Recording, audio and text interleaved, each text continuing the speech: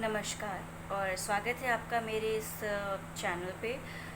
मेरी उम्र 32 साल है और मेरा फर्स्ट बेबी हुआ था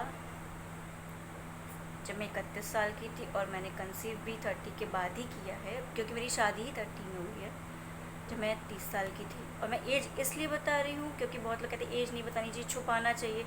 मैं ऐसा नहीं मानती हूँ और मैं एज इसलिए बता रही हूँ ताकि जो मेरे साथ हुई है घटनाएं और जो मेरे साथ हुआ है वो और किसी के साथ और किसी फीमेल बॉडी के साथ ना हो, क्योंकि फीमेल बॉडी जो होती है बहुत ही सेंसिटिव होती है। और मैं इसलिए बता रही हूँ क्योंकि 32 एज मैं इसलिए बता रही हूँ क्योंकि आगे जो मैं बताने जा रही हूँ वो एज के अकॉर्डिंगली बताना बहुत ज़रूरी है, ताकि आप लोग और भी अवेयर हो जाएं या कम एज के लोग भी सुन सकते हैं जिनकी शादी हो गई है या जिनकी शादी नहीं हुई है, जिनकी होने वाली है, और जो अवेयरनेस है, जो बेबी प्लान कर रहे हैं उनके लिए भी। चलिए शुरू करते हैं। और इस वीडियो में सबसे अहम किरदार है रिश्तेदारों का। जो रिश्तेदार होते हैं वो होते तो हैं, वो बहुत ही अच्छे होते हैं, ज्ञान बहुत अच्छे अच्छे देते हैं। और जब किसी की ज़िंदगी पर बनाती है या किसी की ज़िंदगी बर्बाद होने वाली होती है या किसी की ज़िंदगी ख़त्म होने वाली होती है, तब वो लोग किनारा कर लेते हैं। जो नॉलेज देते हैं वो भी निकल लेते हैं। चलिए ठीक है, ये तो था एक काइंड ऑफ जोक। और मैं शुरुआत करती हूँ अपने इस वीडियो का।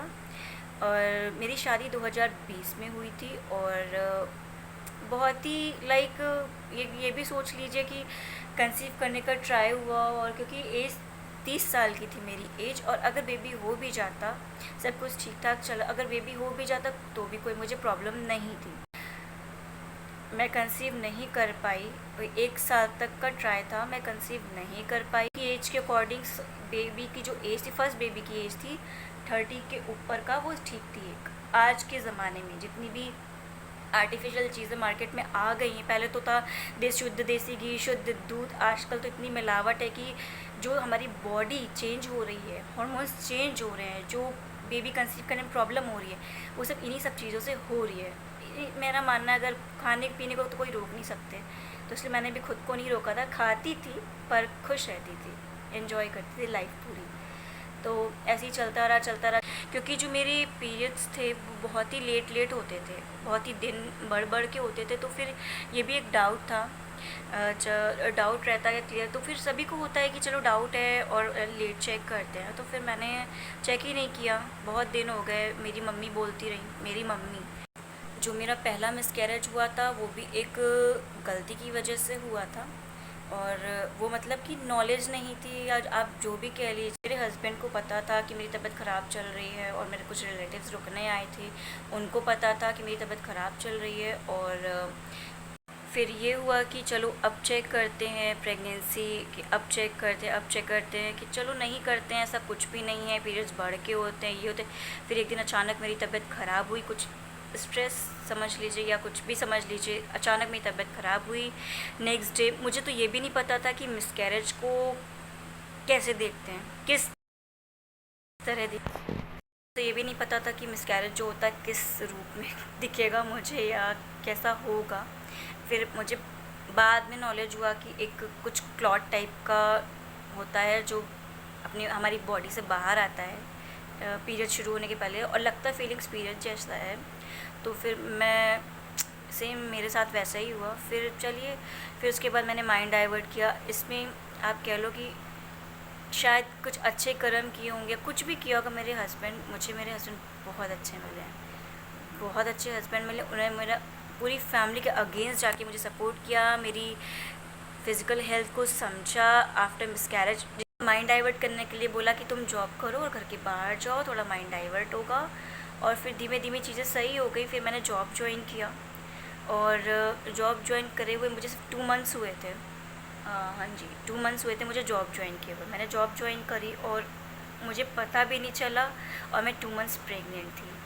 हाँ जी, मैं 2 मंथ्स प्रेग्नेंट थी, मुझे पता भी नहीं। जब मुझे वीकनेस आने लगी, मुझे चक्कर आने लगे, और मुझे कुछ खाने में टेस्ट अच्छा नहीं लगने लगा। मुझे वो पराठे जो होते हैं, मुझे पराठों से स्मेल आने लगी। मैं बोलती थी कि एक्चुअली मेरी मम्मा जो मदर इन लॉ हैं वो मुझे लंच बना के देते थे ऑफिस में, शाम को आती थी मैं 6 बजे, लंच बना के देते थे। मुझे पराठे से स्मेल आने लगी। फिर मैंने चेक किया कि येस, आई एम प्रेग्नेंट।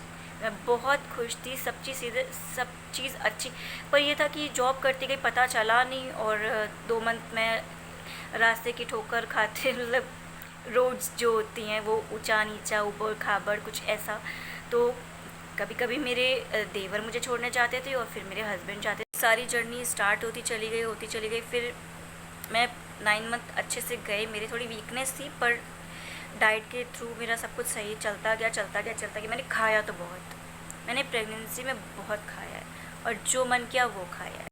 फिर एक दिन ऐसा हुआ कि लाइक मेरे 10 मंथ स्टार्ट होने वाले थे, बस 2 दिन बचे हुए थे, और ना मुझे कुछ एक बार कॉन्ट्रैक्शन हुआ था, रात में हुआ था, 3 बार कंटिन्यूसली हुआ था, ओनली 1 टाइम। उसके बाद जो वो कॉन्ट्रैक्शन हुआ है, नेक्स्ट डे से मुझे बेबी मूवमेंट ही नहीं फील हुआ।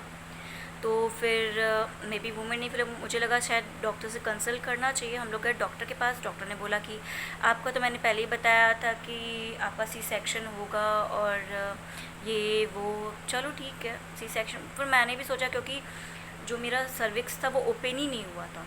मैं चेक भी करवा चुकी थी, जो सर्विक्स मेरा ओपन ही नहीं हुआ था।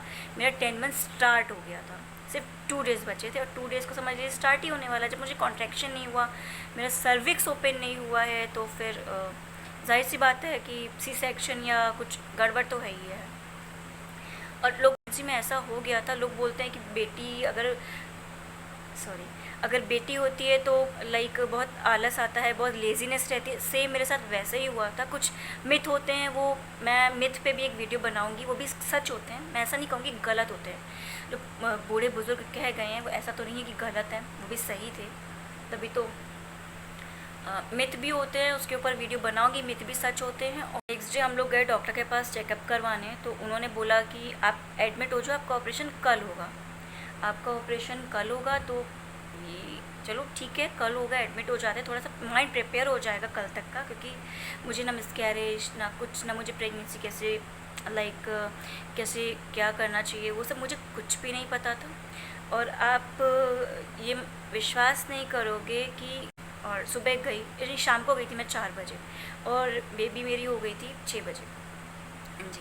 तो बिल्कुल सब कुछ लाइक ऐसा हुआ कि चटमंगनी पटव्या वाला सिचुएशन था, सेम मेरे साथ वैसा हुई कि चलो ठीक है सब कुछ सही चल रहा था। और मैं 8 दिन हॉस्पिटल में थी कि टाँकों को मतलब पूरा हटवा के, मतलब जो टाँके कटवाना बोलते हैं उनको, रिलीज़ करवाऊंगी, वो मैंने करवाया। मैं 8 दिन हॉस्पिटल में थी। सी सेक्शन के बाद मेरी मदर इन लॉ ने मुझे कुछ हैवी डाइट नहीं दी, ब्रेड बटर और ब्लैक कॉफ़ी और पानी। पर वो बोलते हैं कि नहीं ऑपरेशन हुआ है, मैं कुछ हैवी डाइट नहीं दूंगी इसको। पता नहीं उनको क्या हो गया था, किसने क्या समझा दिया था, क्या नॉलेज थी उनको। मेरी मम्मा की भी नहीं उन्होंने सुनी, और जो होना होता या मुझे कुछ ऐसा भोगना होगा है, तो शायद इसलिए दिमाग फिर गया था। चलो ठीक है, वो ठीक है। 8 दिन मैंने कुछ खाया नहीं, मैं हल्की डाइट पे थी। मुझे सब कुछ पता है कि बहुत हैवी डाइट लेनी चाहिए, हेल्दी डाइट लेनी चाहिए, पर जो प्रिकॉशंस होते हैं वो लेने चाहिए।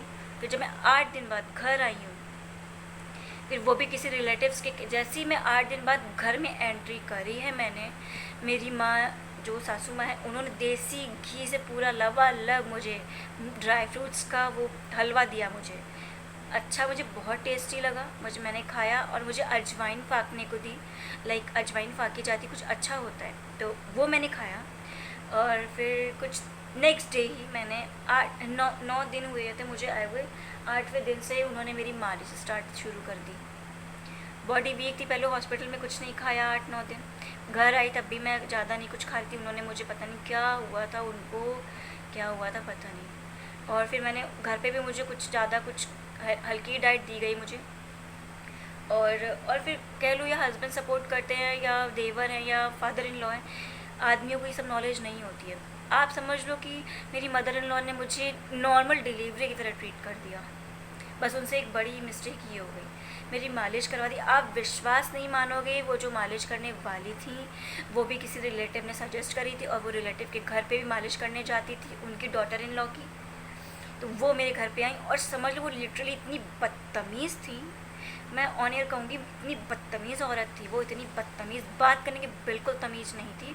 शायद ही उसने, मैंने बोला था कि आप मुझे मालिश कर रहे हो, मुझे पेन हो रहा है, मैंने अपनी मदर इन लॉ को भी बोला, लेकिन उन्होंने बोला कि सी सेक्शन है, शायद आपका बॉडी नहीं कवर कर पा रहा है, इस वजह से हो रहा होगा सी सेक्शन। बेटा तुम हॉस्पिटल में थी, लेटी हुई थी, ऐसा था वैसा था, शायद इस वजह से हो रहा हो। पर पेन हुआ, मैंने मेरे हस्बैंड को भी बताया, उन्होंने बोला नहीं मालिश, लेकिन ये होना है कि मर्दों की नहीं सुनी जाती, औरतें अपनी आगे लगाती हैं, तो फिर चलो ठीक है, वो भी हुआ। फिर मैंने तब भी कुछ नहीं बोला, मुझे कुछ नॉलेज ही नहीं थी, फर्स्ट बेबी था मेरा। तो फिर उसके बाद ऑपरेशन हुआ, मतलब मालिश हुई वगैरह हुई, मुझे पेन भी हुआ, फिर भी मुझे कराई, फिर एक दो दिन में बंद कर दी गई, सॉरी। तो फिर उसके बाद मेरा जो उसके बाद मुझे 10वें दिन इतनी ब्लीडिंग गई है, इतनी ब्लीडिंग गई है, इतनी ब्लीडिंग, मैं हॉस्पिटलाइज्ड हो गई हूँ फिर से 10 डेज़ के लिए। और मुझे इतने इंजेक्शंस लगे, पहले तो सी सेक्शन में इतने इंजेक्शंस, मेडिसिन्स और हार्ड इतनी मेडिसिन्स, उसके बाद दोबारा एडमिट हुई, पता नहीं जिससे बोलो सब मालिश को दोष दे रहे हैं, मुझे कुछ डाइट नहीं दी गई हॉस्पिटल में, या मुझे एनेस्थीसिया का असर था। और फिर अल्ट्रासाउंड हुआ, बहुत लोग बोलते अल्ट्रासाउंड हुआ, उसमें ये था कि आपके पेट में खून ही खून भरा हुआ है। लोग बोलते ऑपरेशन सही नहीं हुआ, टाँके टूट गए, टाँके पक गए, कुछ ऐसे ही सब कुछ चलता रहा। लोग दूसरों को ब्लेम करते रहे, अपनी गलती कौन बताता है, कोई नहीं बताता है। रिलेटिव्स ज्ञान देने आए थे, निकल लिए, चले गए, इसकी ज़िंदगी बर्बाद हुई। आज मुझे बेड पे कितने साल हो गए, कर रही हैं, सब कुछ कर रही, मेरी मदर इन लॉ पूरा ख्याल रख रही हैं, सब लोग मेरा ख्याल रख रहे हैं, सब लोग बहुत अच्छे हैं। पर क्या, शायद वो एक महीने, बस एक महीने मेरी केयर हो जाती, आज मैं इन लोग के लिए मदद कर रही होती, इन लोग के लिए खड़ी होती, इन लोग के लिए कर रही होती। क्या मेरा एक परिवार नहीं है, मेरी छोटी बच्ची नहीं है? खैर, जो होता है लोग बोलते हैं अच्छे के लिए होता है, मेरे साथ अच्छे के लिए क्या हुआ। आजकल के ज़माने में पढ़ा लिखा होना या केयर होना या किसी चीज़ की नॉलेज होना बहुत ज़रूरी होता है। मुझे ये सब बाद में पता चला, फर्स्ट एक्सपीरियंस था, फर्स्ट बेबी था, मुझे क्या पता था। और मुझे ये भी नहीं पता था कि मेरी इन लॉ को नॉलेज, इतना टाइम मिला आपको, आप नॉलेज ले सकते थे किसी से, रिलेटिव सही नॉलेज दे सकते थे, पर नहीं दी, नहीं कुछ किसी से बात करी। मेरे रिलेटिव्स में, मेरी बिल्डिंग में फ्लैट है, बिल्डिंग में हमारी पूरी, बहुत लोगों की सी सेक्शन है, पर किसी सजेस्ट करना इन्होंने ज़रूरी नहीं समझा। चलिए खैर, अब जो होना वो मेरे साथ हो रहा है आज भी। और मुझे इतना केमिकल रिएक्शन हुआ है बॉडी में, आप देखो कि मेरे ये हाथ वगैरह सभी सूजे हुए हैं, ये सब स्वेल है, मेरा पेट एकदम एकदम स्वेल है। और शायद पता नहीं क्यों, चलो ठीक है। और फिर उसके बाद इतना ट्रीटमेंट चला, इतना ट्रीटमेंट चला है मेरा, इतना ट्रीटमेंट चला, इतनी एंटीबायोटिक्स मैंने खाई हैं, आज मेरी बॉडी में इतनी आज मेरी बॉडी में इतनी इचिंग, इतनी रैशेज़ हैं, किसी को बताओ कोई बिलीव नहीं करता, बहाने बना रही है, या पड़ी है, या पड़े पड़े खा रही है, या बिस्तर तोड़ रही है, like free of cost. Like knowledge जो होती है, ब्लेम करना होता है, बहू हो ना। तो मैं बस यही कहना चाहूँगी कि आप लोग जब अपना सी सेक्शन करवाओ, आप कभी मालिश मत करवाना, किसी रिलेटिव्स की मत सुना, प्रॉपर नॉलेज लेना। और मदर इन लॉ अच्छी होती हैं, अब कभी किसी का नहीं पता, मेरी मदर इन लॉ तो बहुत अच्छी हैं, बस उनको थोड़ा सा मिसगाइड कर दिया गया, या उनकी जो नॉलेज नहीं थी उनको, वो उसकी वजह से वो गच्चा खा गई। और लाइक उनको अफसोस आज भी होता है, हाँ, मुझे देख के अफसोस होता है उनको। हाँ, वो भी बहुत इमोशनल है, प्यार करती है, पर किसी के लिए यार गलत तो मत कहो, किसी को गलत गाइड तो मत करो, है ना। किसी की लाइफ बच जाए, मैं मरते हुए बची हूँ। आज की डेट में मैं बता दूँ, अगर मेरे हस्बैंड ना होते, शायद मैं यहाँ अपने दिल की बात ना कह रही होती, या अवेयर ना कर रही होती, मैं शायद ज़िंदा भी ना बचती पूरी। उनकी तो जॉब भी चली गई थी, कि उनको जॉब पे ये बोल दिया गया था, या अपनी वाइफ देख लो या अपना जॉब देख लो। मेरे हस्बैंड ने जॉब क्विट कर दी। हाँ, क्यों? जॉब तो हज़ारों मिलेंगी, वाइफ थोड़ी ना मिलेगी। चलो, काइंड ऑफ जोक। और चलिए, ये भी एक जोक था, ठीक है। और उन्होंने मेरा बहुत सपोर्ट किया है, वो बहुत अच्छे हैं। समझ लीजिए हॉस्पिटल में था, उन्होंने लाइक मेरे गंदे जो बेडशीट्स थे उसको, मतलब आप समझ लो सी सेक्शन के बाद जो ब्लड होता है, ब्लीडिंग लाइक का, वो मेरी मदर इन लॉ, मतलब साफ़ सफाई का था, वो उन्होंने बेबी को कैरी कर लिया, जो भी था सब जल्दबाजी में हुआ।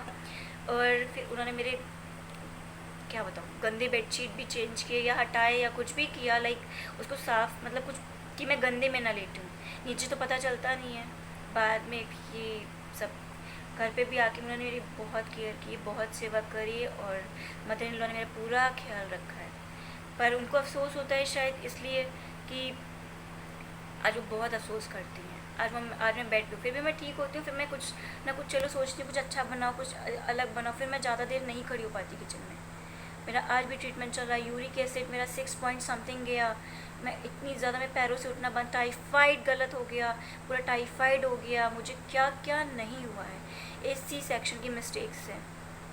आज मुझे इतनी सारी डिसीज़ेस मुझे घेर रखी थी, सब मेरे हस्बैंड ने धीरे धीरे, फिर मैंने होम्योपैथिक ट्रीटमेंट स्टार्ट किया है।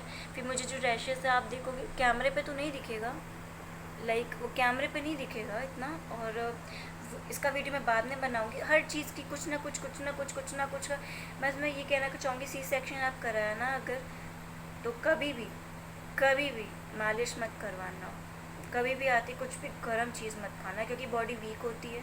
मुझे हॉस्पिटल से ही हैवी डाइट नहीं मिली जो कुछ भी था। और बस यही कहना चाहूँगी, वीडियो को यहीं पे एंड करती हूँ।